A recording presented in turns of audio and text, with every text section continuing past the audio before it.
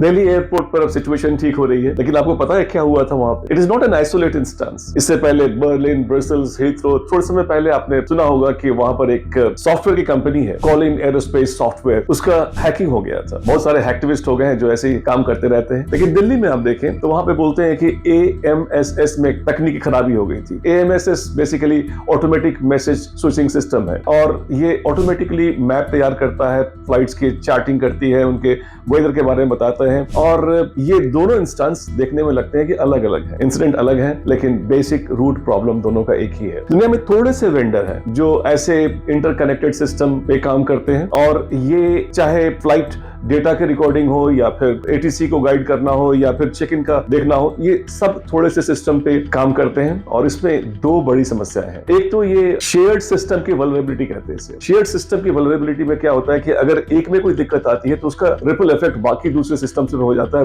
पूरी दुनिया की एविएशन इंडस्ट्री अफेक्टेड हो जाती है। और दूसरी समस्या जो शायद इससे बड़ी समस्या प्रॉब्लम है, वो है प्रॉब्लम ऑफ एजिंग। इसको ये लीगेसी स्टैकिंग प्रॉब्लम कहते हैं। एक पुरानी सॉफ्टवेयर को बनाया आपने, और जब लोड की ज्यादा जरूरत हुई तो चूंकि सिस्टम को आप रोक नहीं सकते, उसके ऊपर एक और लेयर लगा दिया, और ये स्टैकिंग होती रहती है। और कहीं भी एक छोटी सी प्रॉब्लम हो जाए तो पूरे सिस्टम में ये, क्योंकि जो बैकअप सिस्टम है वो लोड ले नहीं सकता है, they are not talking to each other most of the time. So ऐसी स्थिति में it becomes a very serious problem, and this is where the current situation is there. और कई बार कुछ एविएशन एक्सपर्ट्स कहते हैं कि Covid was a missed opportunity. हम शायद उस समय सिस्टम को पूरा एक नया बना सकते थे, but system was so different at that time. Probably ये अपॉर्चुनिटी चली गई है, but I think it's an urgent, important thing, not only for national security, public safety, but also for the smooth functioning of this aviation industry. It is very important that we understand the problem of this shared vulnerability and the problem of aging or legacy stacking. इसको अगर हम जल्दी ठीक नहीं करें तो शायद ऐसी समस्याएं दुनिया के किसी भी कोने में हो रही हैं, पूरा एविएशन इंडस्ट्री इफेक्ट हो सकता है।